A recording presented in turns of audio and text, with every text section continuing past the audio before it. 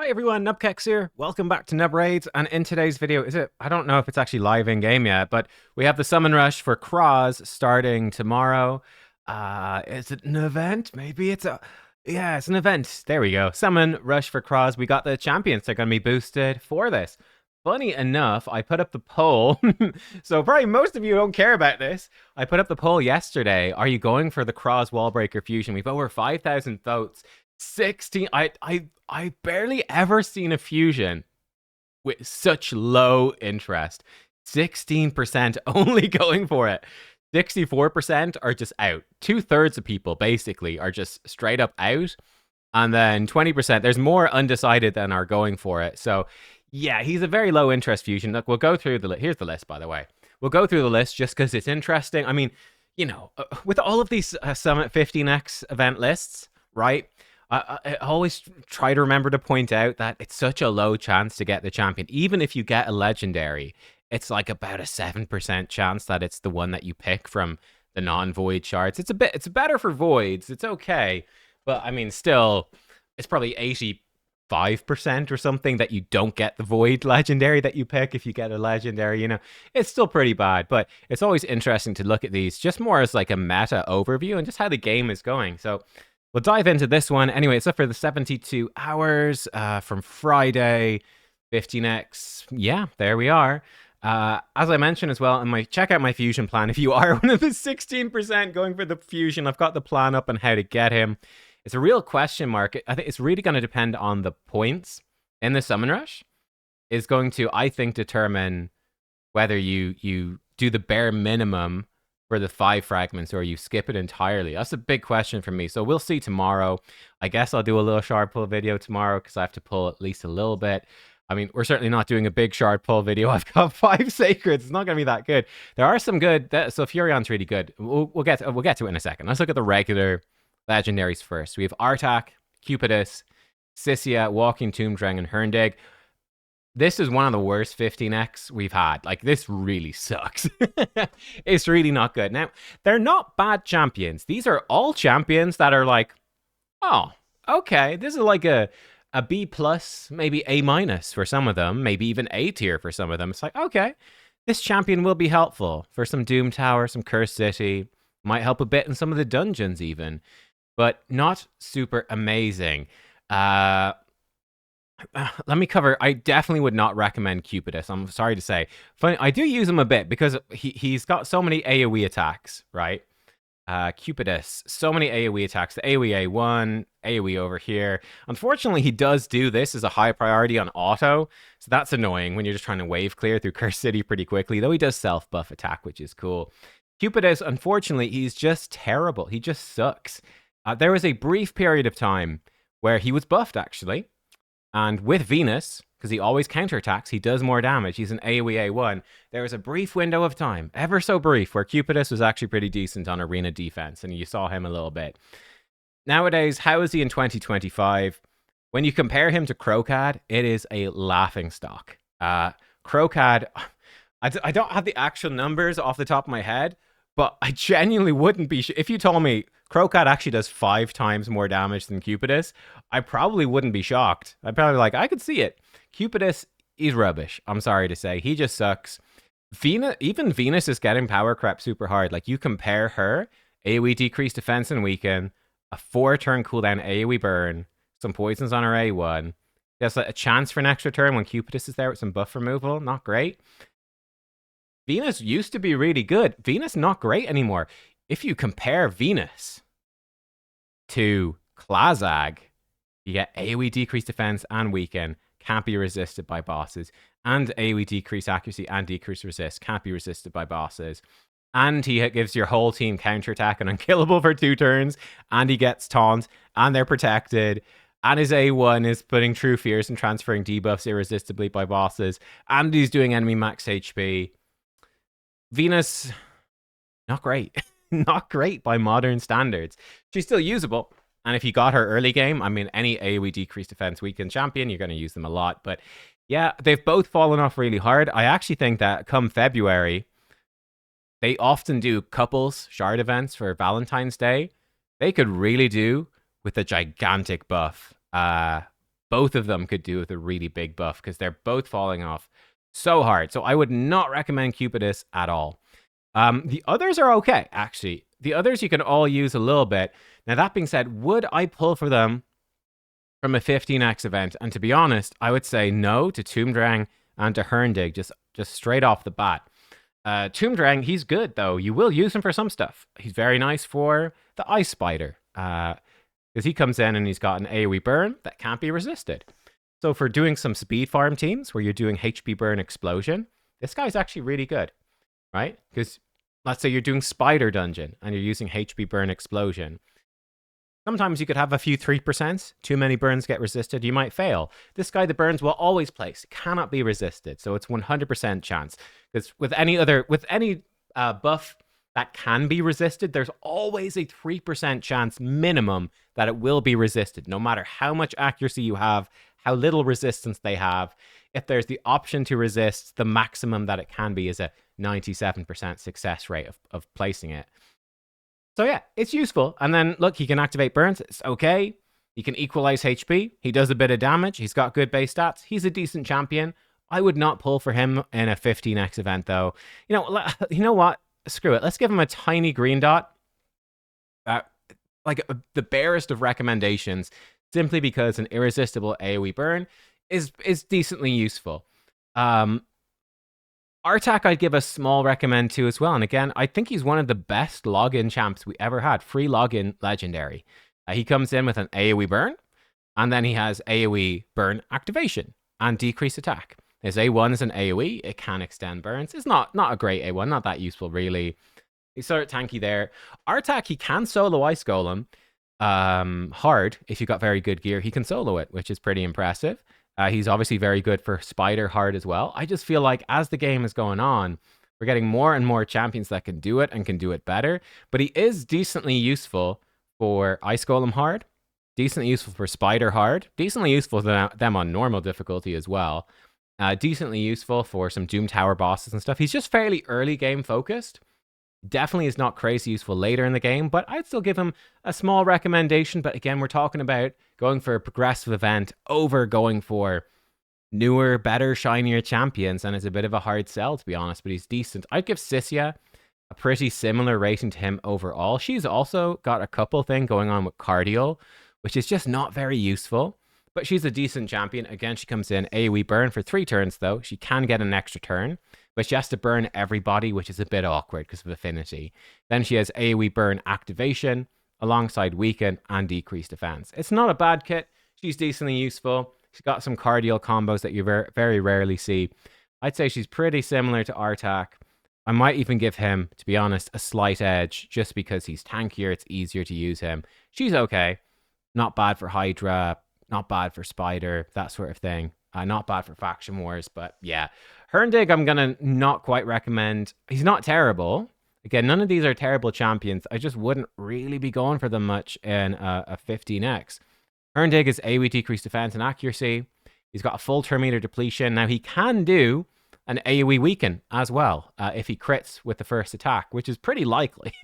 So he's a fairly reliable AoE weaken champion too. He can also burn if enemies have low turn meter, but that's fairly unlikely to happen. He's an extra turn on his A1 with cooldown reduction for this move. He's a nifty little champ. He's great. He's solid. Not really worth going for in a 15x though in 2025. So yeah, I feel like these are not great. I'm mostly looking at the burn explosions and then because that's useful to have on an account. A couple of burn explosion activation champions are really nice to have. And then the irresistible burn is nice to have. Other than that, it's a very hard sell. And I'd almost be saying, gosh, just don't even put in the 15x. Just pull without it. They're not great. Now, the epics from this, Farrakhan is very good. One of the best epics in the game. Geomancer is even better. Ultimate Galek kind of sucks. The only thing Ultimate Galek is useful for, sometimes they'll run like a Orcs only Spider, and he is he's got AoE burns, or like Epic only Spider or something like that, and he's got AoE burn. But he's just genuinely a bad champion, I'm afraid to say. Yeah, Farrakhan is extremely good. Best epic ally attack. He also brings a ton of debuffs, so he does open up a ton of Chimera trials. I've seen even some endgame players using Farrakhan instead of Lady Mikage in Chimera, simply because he opens up some trials by bringing burns and poisons, and he still has the ally attack. So he's a great little champion, very strong. Geomancer, in my opinion, is probably the best epic in the game. Again, there's not been crazy relevant for content recently, but he has crept into some event dungeon teams. Even saying that, he's crept into some event dungeon teams. Like that was how I did the Kurosa event dungeon, was with Geomancer before they nerfed her. It's very hard to do, but it was doable. So yeah, I would definitely, Geo, he's a great champion. I think he is probably, I think Seer has been more power crept almost than Geo. I think Geo does take the crown with the best epic for sure at this point. So yeah, the epics are good, and that's what you're most likely to get. So it's actually not a bad event for a new player coming into the fusion. If you're new or mid game, and you're going, no, I don't have Nishak, I'm going for this fusion. Oh man, I could really do with a Geomancer or a Farrakhan. It's actually a great little summon rush for you. But the legendaries are kind of garbage, and I think you have to put one in. I think if you put in an epic, you have to put in a legendary, so pick the best of a bad lot. Now, the voids, pretty good. So Furion is a big recommend. Supreme Galek is okay. Oh, there's Venus. We already talked about Venus. She's okay. Supreme Galek, he's okay as well. I don't love him. Like, he comes in, he's a good beginner mid-game champion for Hydra, right? AoE burn, block buffs. He can put decreased speed. He can activate the burns and stealth buff at increased attack. He's like a way better version of Ultimate Galek, basically. He does have a cool passive where it's on a 4-turn cooldown, but he can break free from True Fear from Hydra or Provoke in Hydra. He can break free from Freeze against Ice Golem, though it probably just kills him because he's pretty squishy. He can, break free from stun and get an extra turn against Armans in Arena. He's not terrible. He's not great. I think he's a pretty disappointing Void Legendary at this point. I liked him when he first came out. With the crazy power creep that we've had since he came out, really fallen off for me. He's okay. He's definitely useful for Faction Wars Hard. But yeah, he's not too crazy. This feels about right for me. Again, Venus, the AoE decreased defense weaken. She's a good old champion, but she is ultimately an old champion these days. I would definitely use Venus on her own. And for example, for lots of Sacred Order Faction Wars, I bought He-Man for $50. I just use He-Man. Or Alice is really good. Whatever, even Errol was buffed. He's okay. Like, I just did not. I used Cupidus a couple of times, but for the most part, I was just like, you know what? Leave Cupidus in the vault. Even though I'm using Venus, Cupidus is so shit. I'll just use He-Man, and he's infinitely better. Not infinitely, but like he's 2 or 3 times better. Probably 3 times better. He's just way more. Sulfurion is great. That's the big catch for this weekend. Sulfurion is genuinely extremely good. So he comes in, great base speed. He has a 3-turn burn that instantly activates it and gives you a shield as well. It's a great move. Really, really good. Really strong. He's void. It's a placement as well, so no affinity problems, no weak hitting. It just works. Amazing for blowing up Stone Skin in Arena, though you are dependent on an Incinerate Blessing, possibly alternatively the Skull of Treason Relic, though that was limited edition. You probably don't have one. But he's just super useful. AoE Revive as well with an extra turn, and he can cycle into him.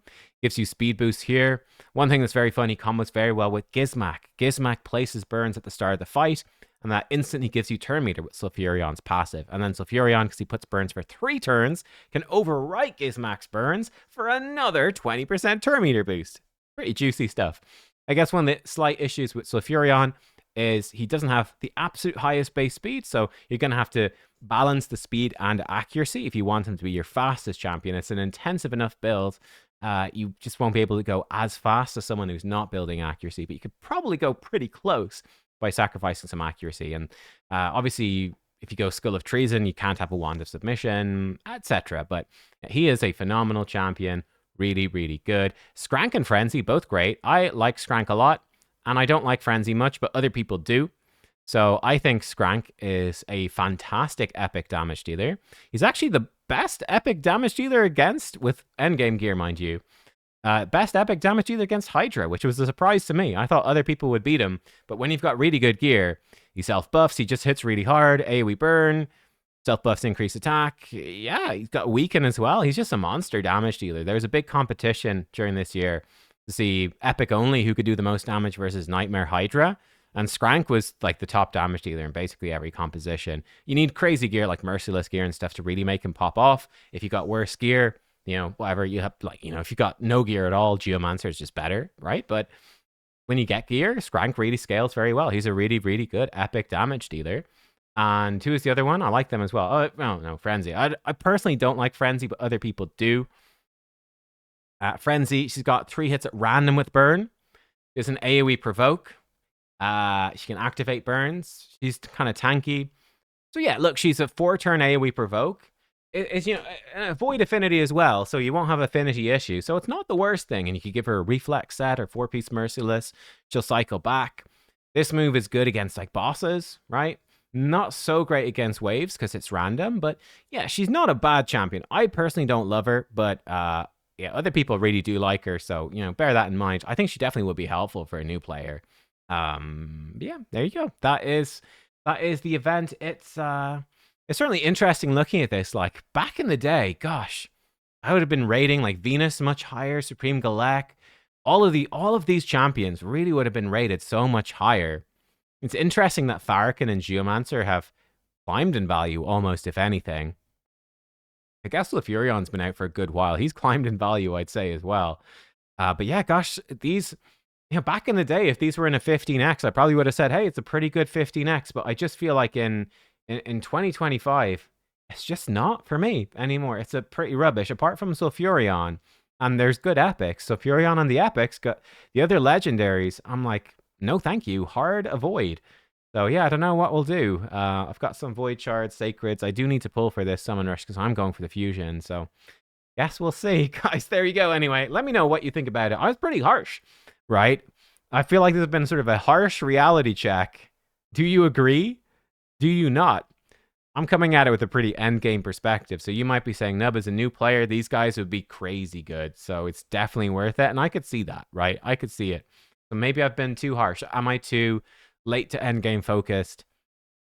Let me know. Give me your thoughts. But yeah, guys, thanks for watching. I'll see y'all next time. Goodbye.